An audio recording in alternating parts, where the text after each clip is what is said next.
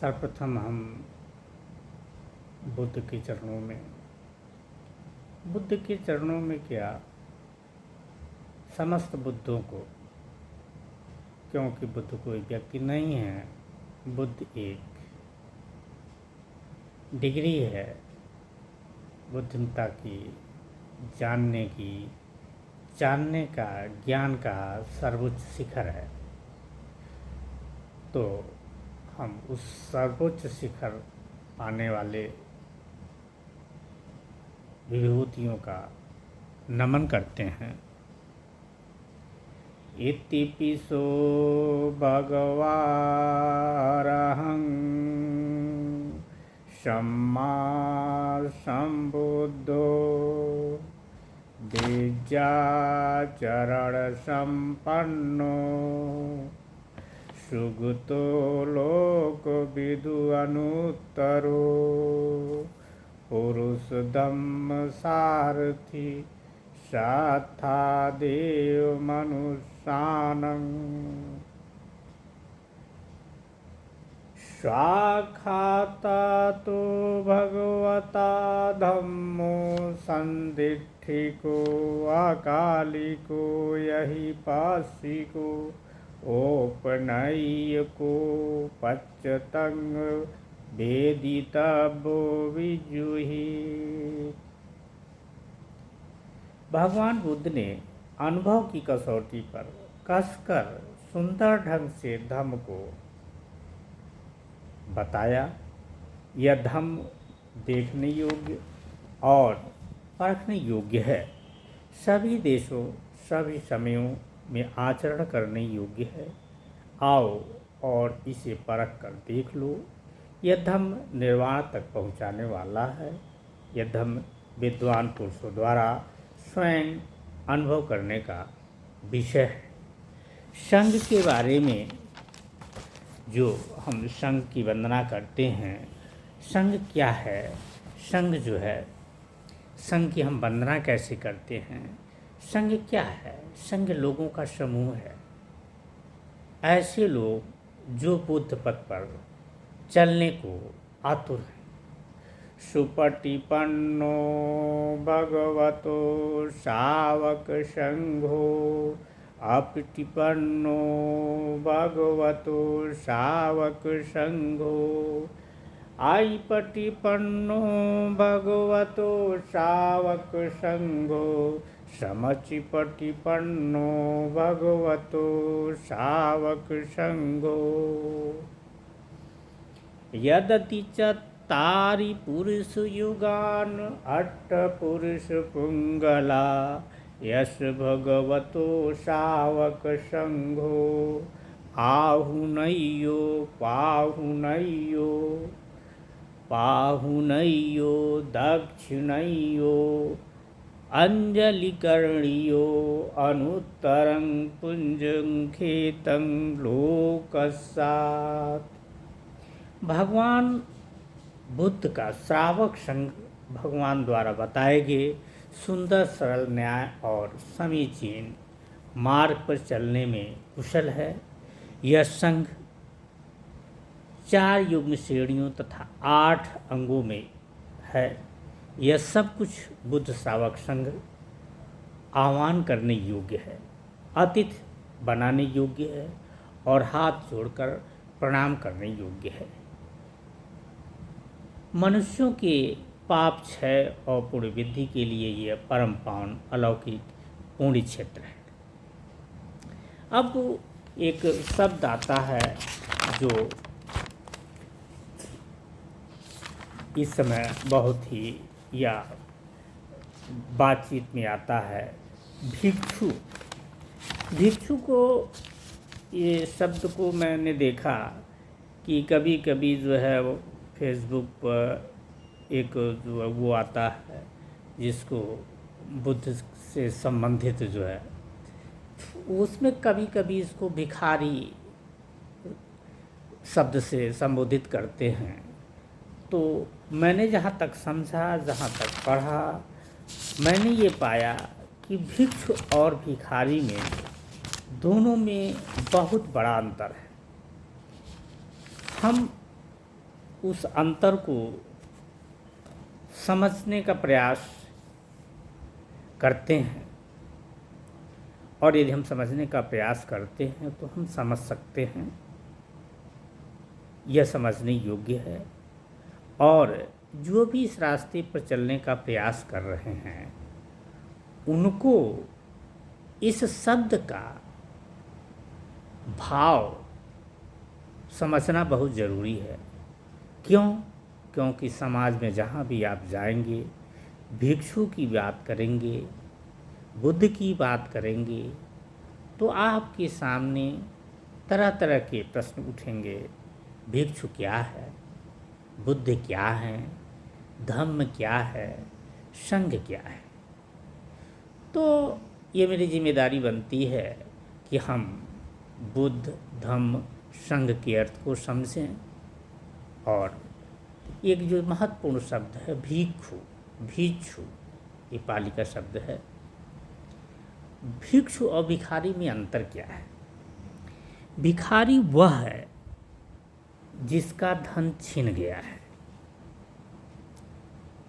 जिसके पास कुछ है नहीं। लेकिन भिक्षु वह है जिसने धन की व्यर्थता को जानकर उसका त्याग कर दिया है। तो भिखारी क्या है?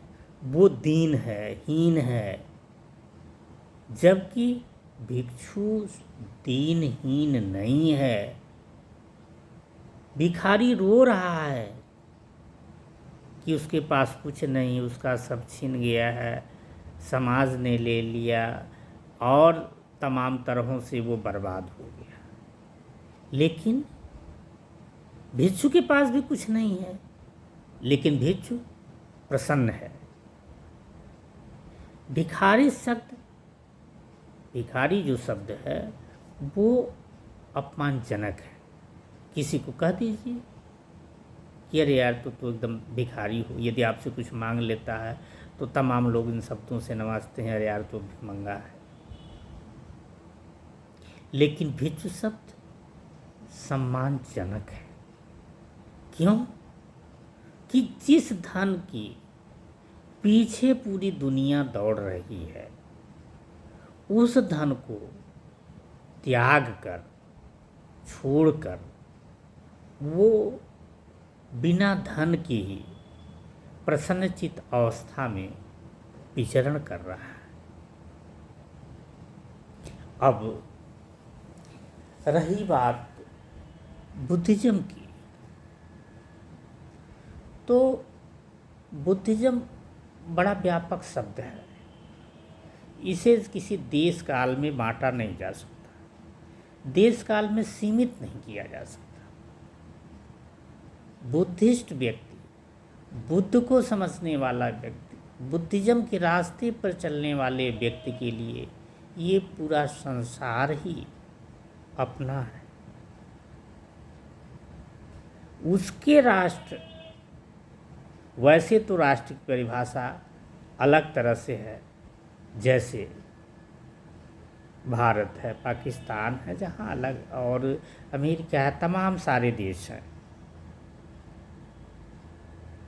वो जिस देश की सीमा में रहते हैं उसको राष्ट्र कहते हैं। बुद्धिज्म के जो है दृष्टि में ये पूरा संसार एक राष्ट्र है। कैसे? सारे संसार के जितने प्राणी हैं सबके दुख लगभग एक हैं, सबकी चाहत लगभग एक है। इसीलिए पूरे विश्व के जितने भी देश हैं वहाँ पंचशील की बात व्यवस्थापक रखते हैं। पंचशील पालन करने की व्यवस्था सारे विश्व के संविधान में है। भले वो बुद्धिजीवी की बात न करें, भले वो अम्बेडकर की बात न करें, लेकिन सारे धर्मों में, विश्व के सारे देशों में पंचशील पालन करने की बात आती है, सारे संविधानों में पंचशील रखा हुआ है और उस पंचशील का पालन न करने पर बहुत बड़े दंड की व्यवस्था है। जैसे, और देश ही नहीं, सारे धर्मों में पंचशील मानने को अच्छा माना गया है और पंचशील के विपरीत जाने वाले को दंड देने की व्यवस्था है। अब आप सोच लें, चाहे हिंदू हो, चाहे मुसलमान यानी आपका जो है इस्लाम हो, ईसाई जगत हो, यहूदी हो, सारे धर्मों में पंचशील है। अब कहेंगे पंचशील कैसी है, तो बुद्धिज्म का है। पंचशील बुद्धिज्म का नहीं है, पूरे प्राणी मात्र का है। इसे पंचशील का पालन न करने से समाज में अव्यवस्था है। सारे धर्म उस पंचशील को बनाए रखने का प्रयास करते हैं और उसका अनुसरण न करने वाले के लिए दंड की व्यवस्था करते हैं। जैसे पंचशील का पहला शील है पाणातिपाता वीरमणि सिक्खापदं समाधि। अकारण हम किसी जीव की हत्या नहीं करेंगे, किसी को कष्ट नहीं देंगे। अब आप देख लें, सारा धर्म ग्रंथों को उठाकर देख लें, प्राणी हत्या, जीव हत्या पर सारे धर्मों में दंड की व्यवस्था है। सारे विश्व के संविधानों में दंड की व्यवस्था है। जबकि दूसरा शील सुन लें, अदिन्ना दाना वीरमणि सिक्खापदं समाधियामि। बिना दी हुई वस्तु हम नहीं लेंगे या हमें नहीं लेना चाहिए, और यदि हम लेते हैं अर्थात चोरी करते हैं तो दंड के भागी हैं। कहने के लिए तो ये बुद्धिज्म की व्यवस्था है, लेकिन सारा विश्व मानता है, सारे धर्म मानते हैं। सारे धर्मों में चोरी करना पाप है। सारे धर्मों में चोरी करने पर दंड की व्यवस्था है। विश्व का ऐसा कोई संविधान नहीं है, विश्व का ऐसा कोई धर्म नहीं है जो चोरी को मान्यता देता हो, जहाँ तक मेरी जानकारी है। रहा तीसरा शील, कामेषु मिच्छाचारा वीरमणि सिक्खापदं समाधियामि। कामेषु मतलब काम के प्रति जो है भावावेग होकर के हम गलत आचरण नहीं करेंगे। सारे समाज में, सारे धर्मों में, सारे देशों में सामाजिक संस्थाएं हैं जिसमें एक पति एक पत्नी का जो है साथ रहने का प्रावधान है। उससे इतर यदि कोई करता है, उसके विपरीत आचरण करता है, तो उसके लिए दंड की व्यवस्था सारे धर्मों में है, सारे देश के संविधानों में है। क्या हिंदू धर्म में यदि पर स्त्री गमन कोई करता है तो क्या उसे अच्छी नज़र से देखा जाता है? क्या उसमें मान्यता है कि ये अच्छी बात है? वहाँ भी दंड की व्यवस्था है। इस्लाम में भी जो है दंड की व्यवस्था है। शादी करना अलग चीज़ है। शादी तो एक समझौता है, वो 4 शादी कर लेता है, 4 औरतों के साथ रहता है, लेकिन उसकी सामाजिक मान्यता है, वो एक समझौते में आ जाता है, उसके साथ रहता है। लेकिन यदि वो ज़बरदस्ती करता है तो दंड की व्यवस्था उसके लिए है। यही सारे देश के संविधानों में भी है। चौथा है मूसावादा वीरमणि सिक्खापदं समाधियामि। मूसावादा वीरमणि मतलब हम झूठ नहीं बोलेंगे। हम झूठ नहीं बोलेंगे तो झूठ बोलने पर सारे धर्मों में, विश्व के सारे संविधान में दंड की व्यवस्था है। इवन अपने घर में हम देखते हैं, हम स्वयं नहीं चाहते कि मेरा बच्चा हमसे झूठ बोले, मेरी पत्नी हमसे झूठ बोले। हम भी तो, यदि बच्चा मेरा झूठ बोल देता है तो तुरंत उसको हम दंड देते हैं।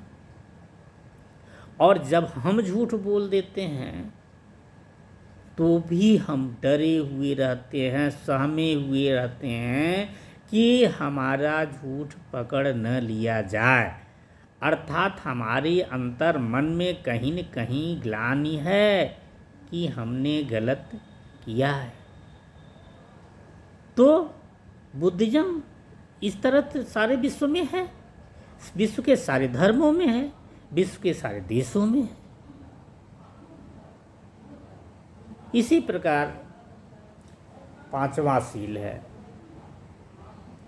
सुरा मेरई मज्ज पमादठाना वीरमणि शिक्षापदं समाधिया। अब इसमें यह है कि हम किसी कच्ची पच्ची शराब और उस तरह से नशा वाली चीज़ों का सेवन नहीं करेंगे। इसका उद्देश्य मात्र ये है कि जो नशे वाली चीज़ें हैं वो हमारे मस्तिष्क को प्रभावित करते हैं, जिससे हम, जब हमारा मस्तिष्क पूर्ण रूप से काम नहीं करेगा तो निश्चित है कि वाणी और कर्म और मन से हम गलत रास्ते पर जा सकते हैं। हम गलत सोच सकते हैं, हम गलत कर सकते हैं, हम गलत बोल सकते हैं। और यदि हम ये तीनों गलत रास्ते जो है इस पर चलते हैं तो हम दंड के भागी होते हैं। चाहे हम हिंदू धर्म में के व्यक्ति हों, अनुयायी हों, चाहे हम ईसाई धर्म के अनुयायी हो, चाहे इस्लाम धर्म के अनुयायी हों, और चाहे हम सो कॉल्ड बुद्धिस्ट हो अपने आप को कहते हों। तो यदि हम चाहते हैं कि बुद्धिज़्म का प्रसार हो, बुद्धिज़्म की बातें लोगों तक पहुँचें, तो बुद्धिज़्म के इन मूल मंत्रों को हमें अपने जीवन में उतारना पड़ेगा। और बुद्धिज़्म के लिए ज़रूरी नहीं है कि हम लिखें कि हम फला बौद्ध हैं। इसका मतलब है कि जैसे गेरुआ वस्त्र पहन करके वो शो करता है व्यक्ति कि हम बड़ा धर्माचारी हैं, लेकिन वो गेरुआ वस्त्र पहनने के बाद भी वो तमाम अनैतिक कार्य करता है। तो जो बुद्धिज़्म है, जो मानवता है, जो अच्छी सोच है, वो हमारे विचारों से झलकना चाहिए, हमारे कर्मों से झलकना चाहिए, हमारे वाणी से झलकना चाहिए। इसके लिए किसी के प्रमाण पत्र की ज़रूरत नहीं है।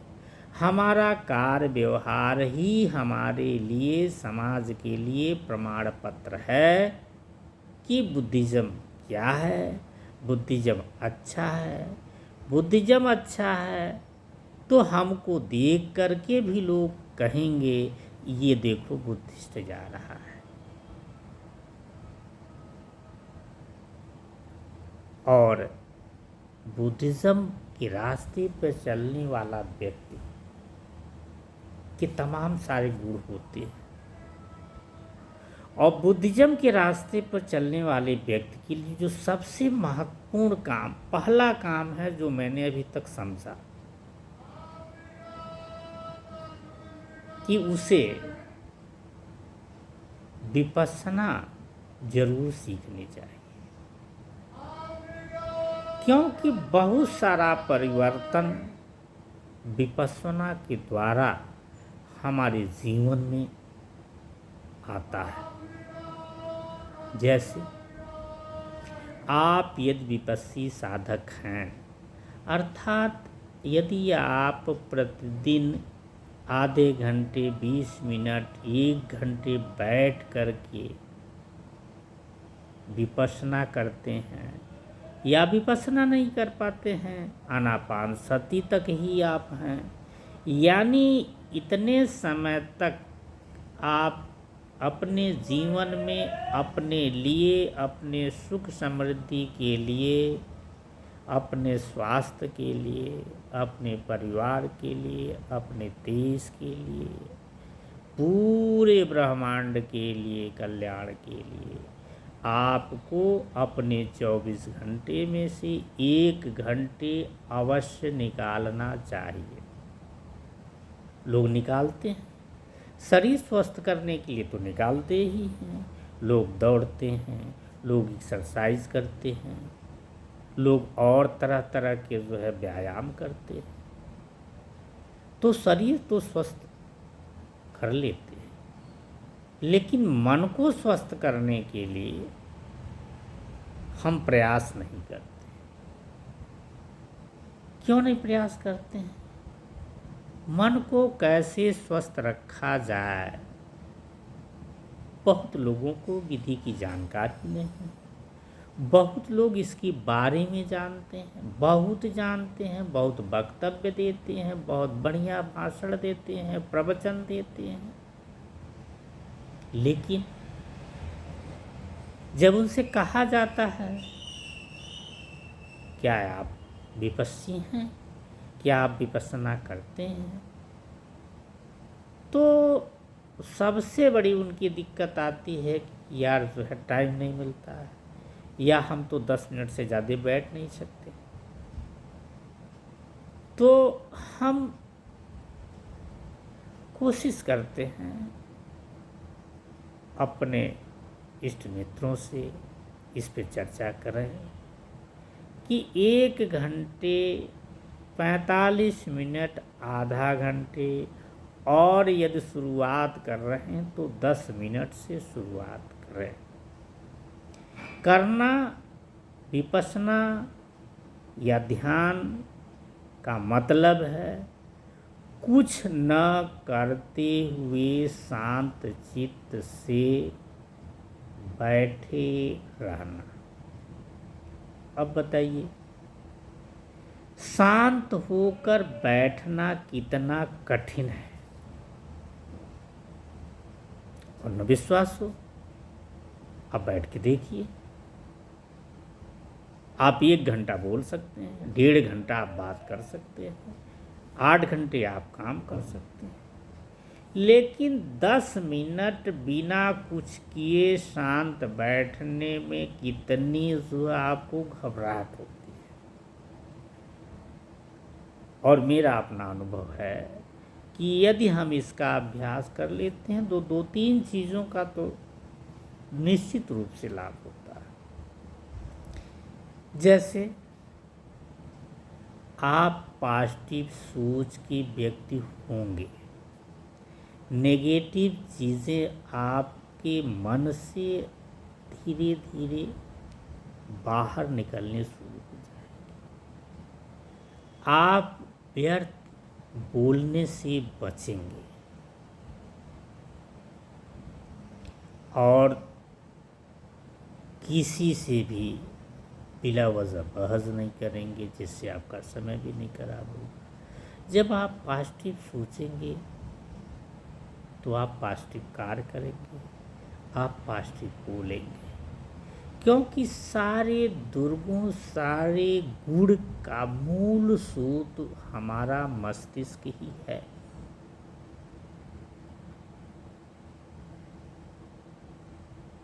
तो मन यदि मेरा साफ है, मन यदि मेरा स्वच्छ है, चित्त हमारा स्वस्थ है, चित्त में कोई भी कूड़ा करकट नहीं है, तो हम गलत शब्द का प्रयोग नहीं करेंगे, हम ऐसे वाणी का प्रयोग नहीं करेंगे जिससे दूसरे को कष्ट हो, हम कोई अपने शरीर से ऐसा काम नहीं करेंगे कि जो दूसरे को कष्ट पहुंचाए।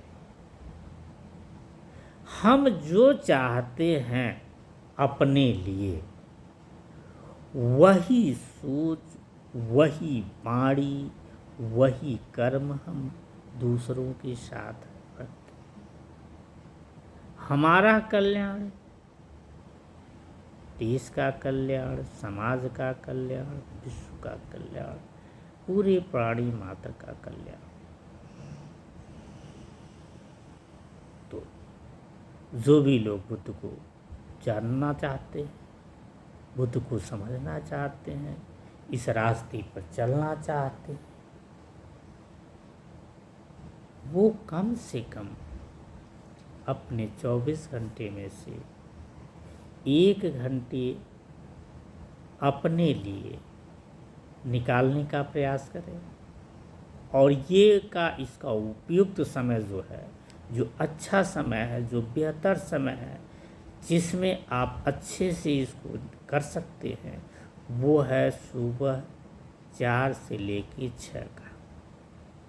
कर तो सकते हैं 24 घंटे किसी भी समय, लेकिन जो बेहतर समय है, जो अच्छा समय है, जिसमें अधिक से अधिक आप अपने मन को शांत रख सकते हैं, अपनी साधना को आगे बढ़ा सकते हैं, उसका सबसे उपयुक्त समय सुबह का ही है। इन्हीं शब्दों के साथ हम अपने वाणी को विराम देते हैं। सभी को नमो बुद्धाय, नमो बुद्ध, नमो बुद्ध। साधु साधु।